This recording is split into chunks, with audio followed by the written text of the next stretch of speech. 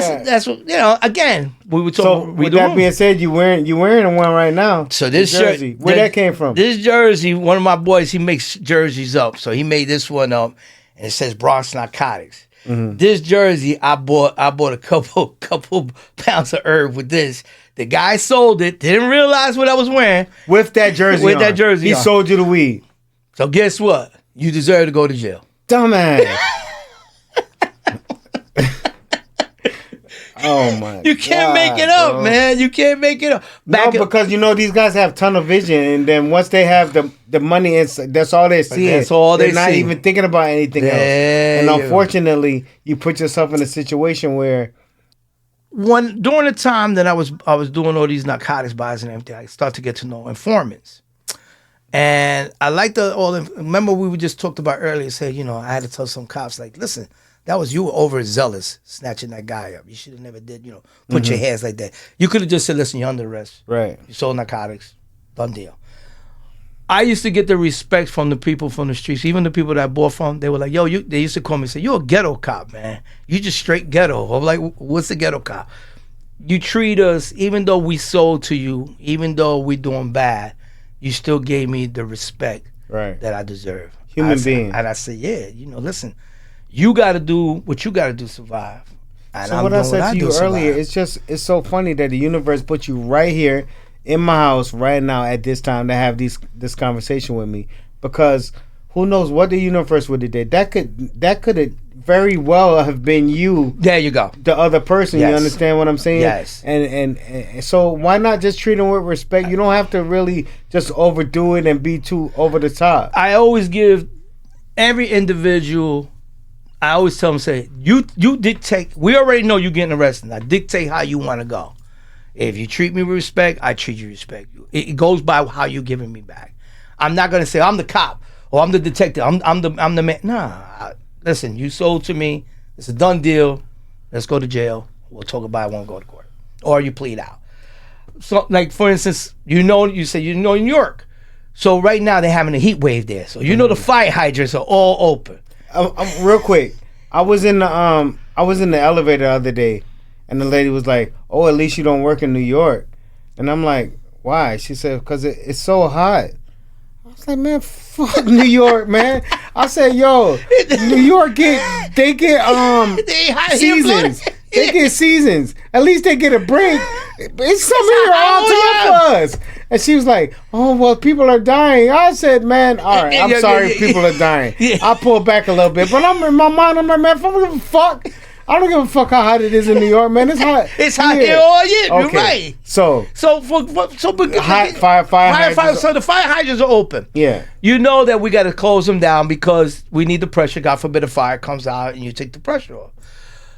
In my neighborhood, I live in the Bronx, and I know how I live in a decent neighborhood, and the kids will leave the fire hydrant, and I would like pull over because I'm hot. Right. I'm on duty. I'm hot. You use the fire hydrant too. I'm gonna go in there and I get the cans and I scrape it. I said, "Don't shoot on the cars, guys."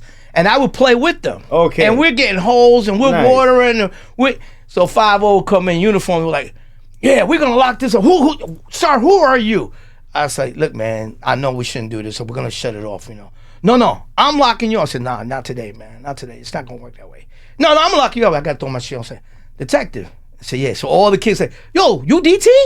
I said, "Yeah, you've been playing with us." Right. So I said, "Listen, we're going to shut it down." The thing is, Eddie, man, this gives kids a good light about police officers. That's what I try to do. You understand what I'm saying? That's what I try to do. And I didn't really have too many experiences like that because every cop I ever come in contact with was also always trying to get me in trouble or always trying to push me the other way and lock me up.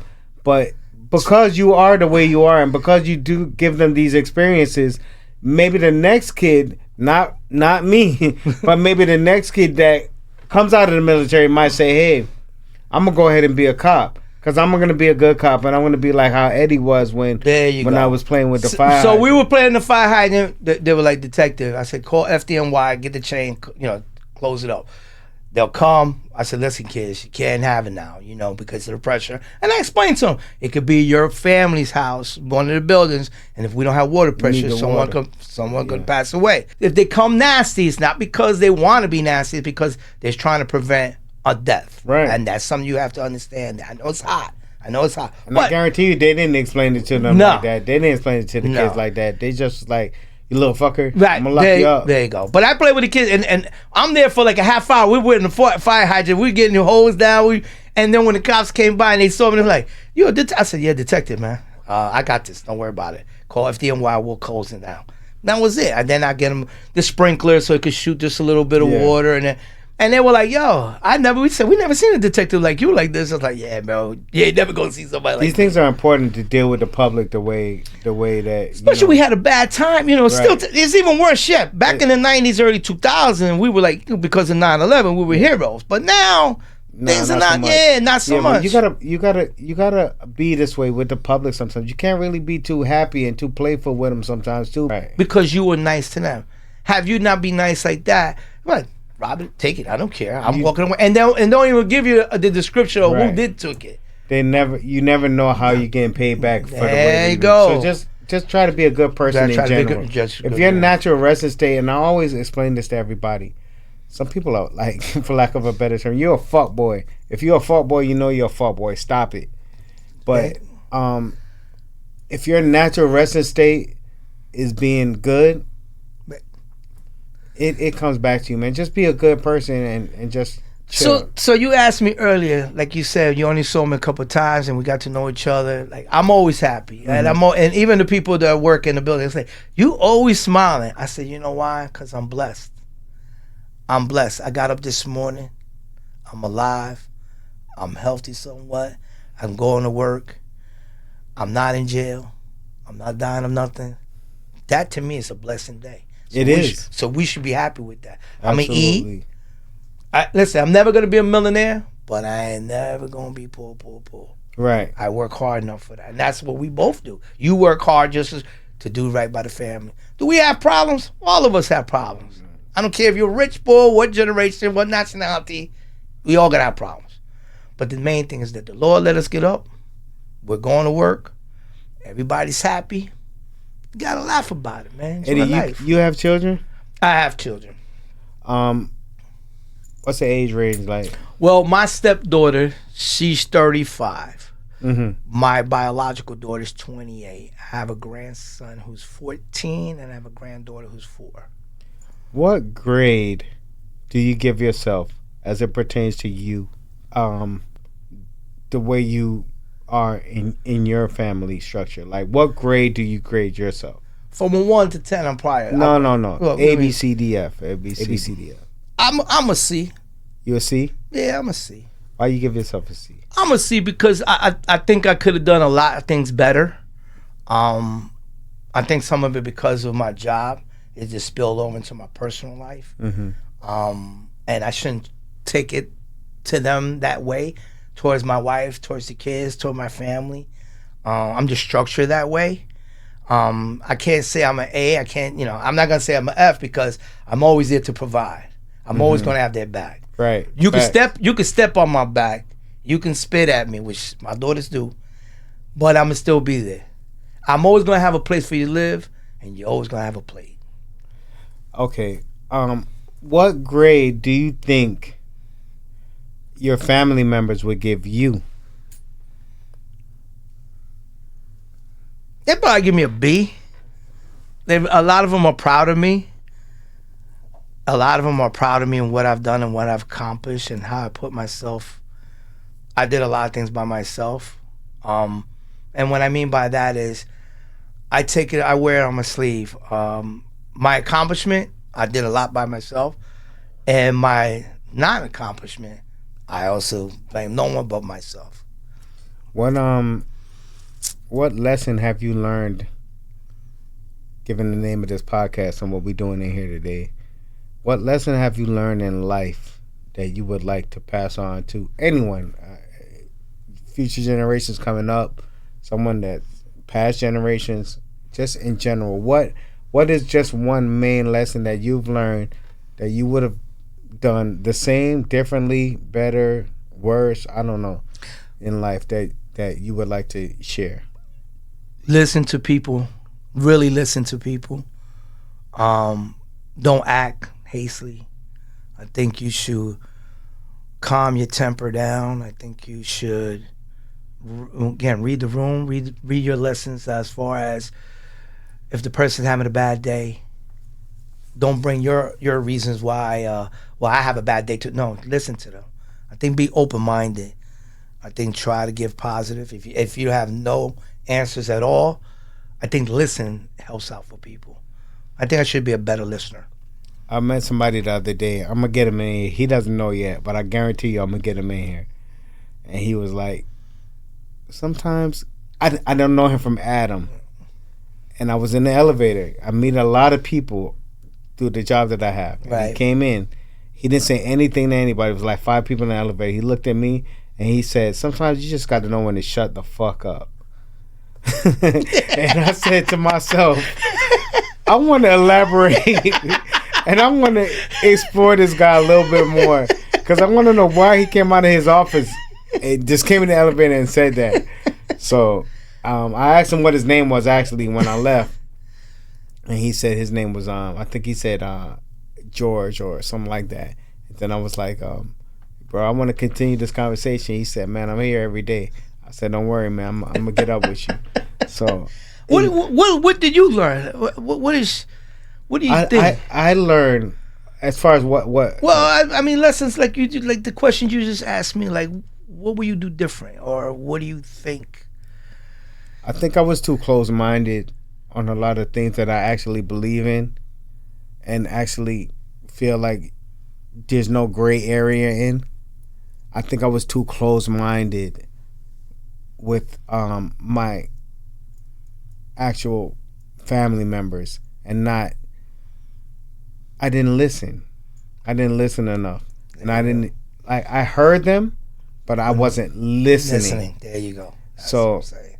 I think I would be a little bit more open to listen more and not so rigid in my views and my values and let them have their opinion and not try to make them so much little clones of me. Because everybody's different. Everybody's different. Everybody's different. With that being said, though, I'm always going to stand on this. I don't want to raise a human being coming out of this household that didn't have the same views and values in life as me. Now, can you waver a little bit left and right? That's the part where I say I would change. They can have a little bit of their own feelings, their own autonomy, and go their own way. But as far as my core values, I want them to have the same as me. That's it. I don't want you to believe anything other than what I believe. Now, the problem that happened in my household is there were some people that did not believe and have the same values as me, and I was always trying to push and no. And it caused a rift and a wedge in between our relationships. So definitely I would pull back a little bit and let them go ahead and see for themselves and let them figure out what they wanted to do on their own autonomously. But I fucked a lot of shit up. Yeah. I still love y'all though. I absolutely love y'all though. I fucked a lot of shit up though. And you know what? I agree. I can concur on that. Yeah. I can concur. I can understand that totally. Yeah. You know, but again, look where you're at now. Again, you're still blessed. Absolutely, they are too. You know, nobody's in prison. Nobody's sick. There you go. Everybody's healthy. There you go. You know what I'm saying? And we're here to throw a crutch if they need it.